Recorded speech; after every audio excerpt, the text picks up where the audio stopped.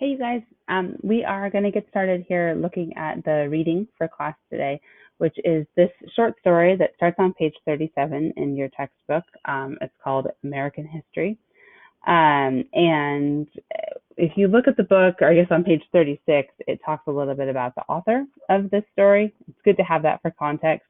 Her name is Judith Ortiz Cofer, and she is of Puerto Rican descent. It talks about her childhood growing up both in Puerto Rico and New Jersey.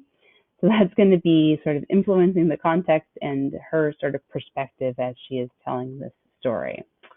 Then if you look at the story itself, it's also going to give you a little bit of historical context for when this story is set, which is good to look at.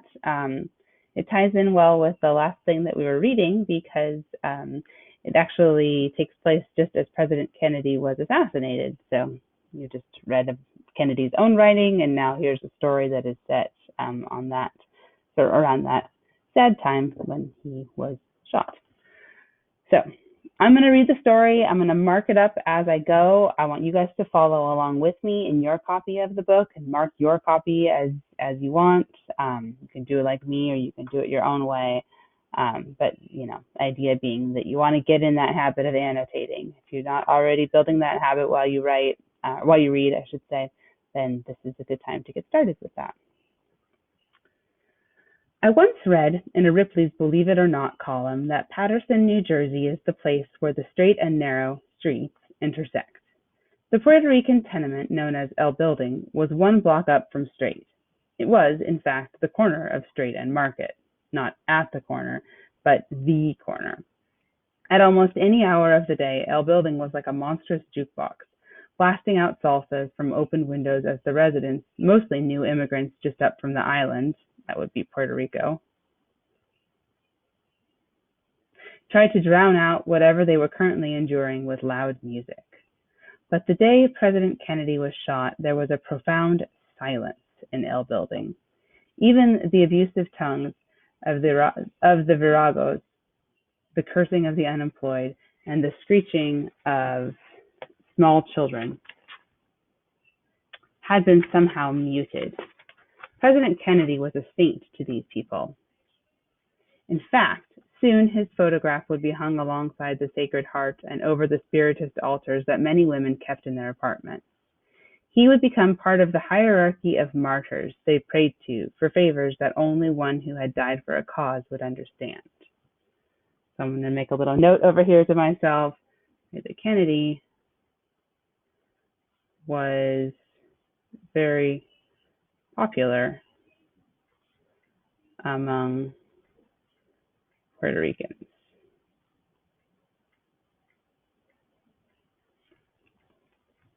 On the day that President Kennedy was shot, my 9th grade class, okay, so we got an age here for our narrator, had been out in the fenced playground of public school number 13. We had been given free exercise time and had been ordered by our PE teacher, Mr. De Palma, to, quote, keep moving. That meant that the girls should jump rope and the boys toss basketballs through a hoop at the far end of the yard. He, in the meantime, would keep an eye on us just inside the building. So already not that impressed with Mr. De Palma, right? He's not out there interacting with them. I don't think we're supposed to like him very well. That, to me, to make a little note, he sounds lazy, right? He's not going out there to do this with them. It was a cold, gray day in Paterson, the kind that warns of early snow. I was miserable, since I had forgotten my gloves and my knuckles were running red and raw from the jump rope. I was always taking a lot of abuse from the black girls for not turning the rope hard and fast enough for them. Hey, skinny bones, pump it, girl. Ain't you got no energy today? Gail, the biggest of the black girls, had the other end of the rope. She yelled, didn't you eat your rice and beans and pork chops for breakfast today?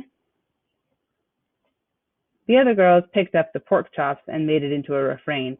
Pork chop, pork chop, pork chop. Did you eat your pork chop? They entered the double ropes in pairs and exited without tripping or missing a beat. I felt a burning in my cheeks. Right? She's embarrassed. And then my glasses fogged up so that I could not manage to coordinate the jump rope with Gail. The chill was doing to me what it always did, entering my bones, making me cry, humiliating me.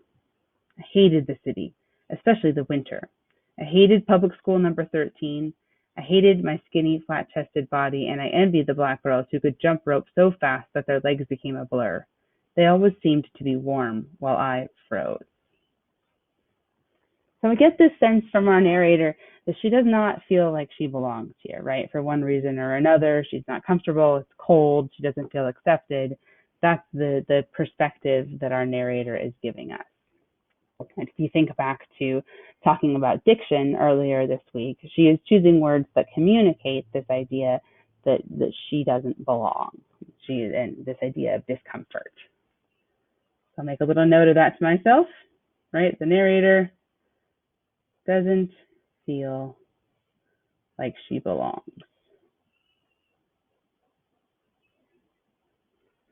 There was only one source of beauty and light for me that school year, the only thing I anticipated at the start of the semester.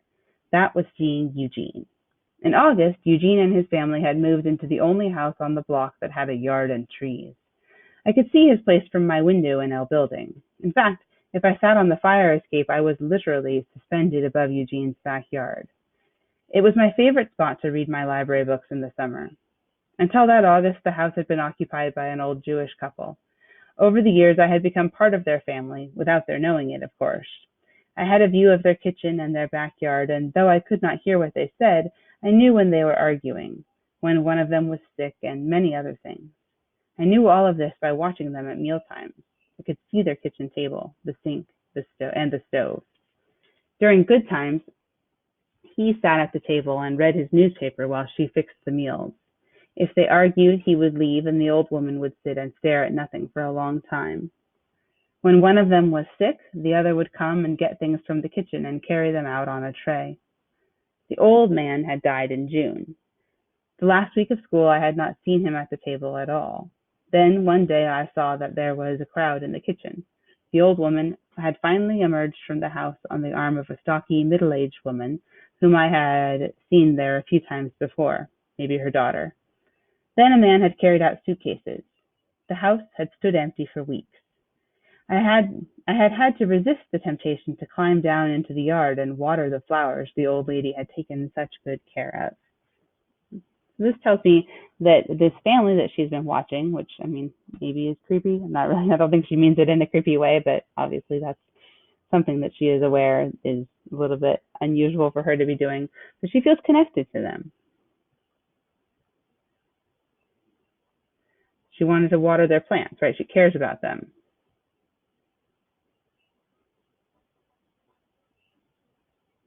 Okay. By the time Eugene's family moved in, the yard was a tangled mass of weeds. The father had spent several days mowing, and when he finished, from where I sat, I didn't see the red, yellow, and purple clusters that meant flowers to me. I didn't see this family sit down at the kitchen table together. It was just the mother, a red-headed, tall woman who wore a white uniform, a nurse's, I guess it was.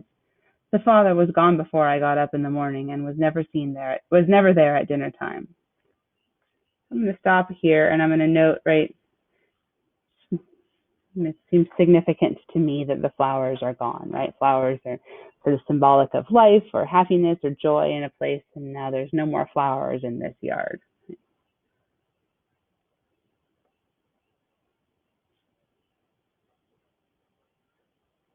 So as a reader, that makes me wonder, like, maybe this new family who came are not as happy there. Maybe they don't feel the sense of belonging or ownership if they're not taking care of the yard like the old couple did.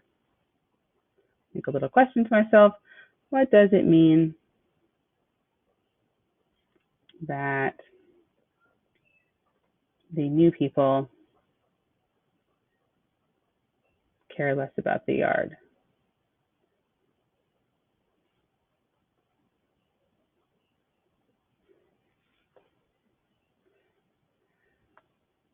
Okay. I only saw him on weekends when they sometimes sat on lawn chairs under the oak tree, each hidden behind a section of the newspaper. And there was Eugene. He was tall and blond. He wore glasses. I liked him right away because he sat at the kitchen table and read books for hours. which is something we also know that the narrator does, right? She talks about reading library books, right? So here's a connection. We've got a connection with the narrator. They both read books.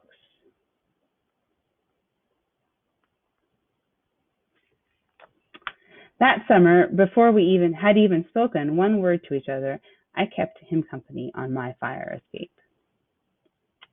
Once school started, I looked for him in all my classes, but PS13 was a huge, overpopulated place, and it took me days and many discreet questions to discover that Eugene was in honors classes for all his subjects, classes that were not open to me because English was not my first language.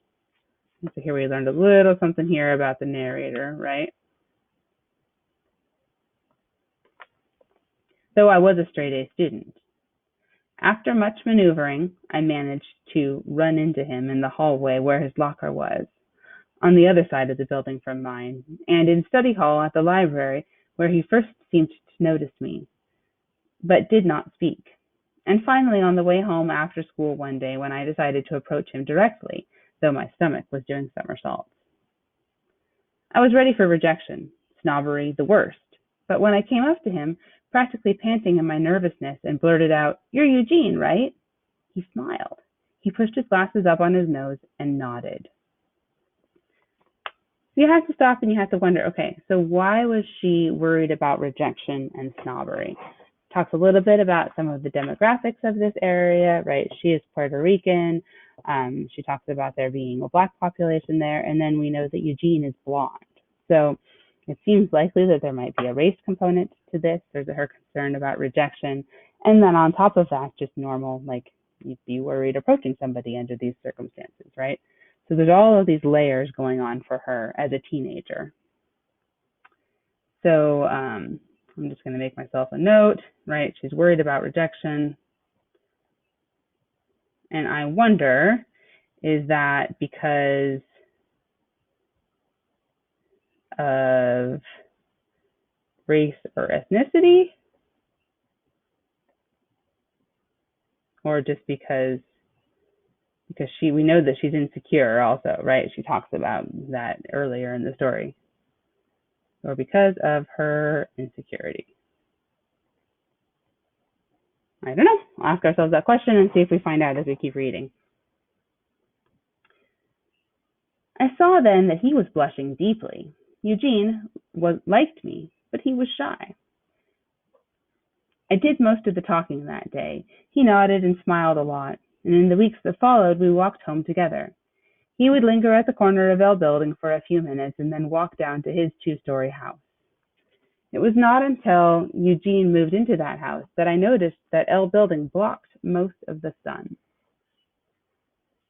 and that the only spot that got a little sunlight during the day was the tiny square of earth that the old woman had planted with flowers. Okay, so there's no sun on Eugene's house. Poor Eugene. I did not tell Eugene that I could see inside his kitchen from my bedroom. I felt dishonest, but I liked my secret sharing of his evenings, especially now that I knew what he was reading since we chose our books together at the school library.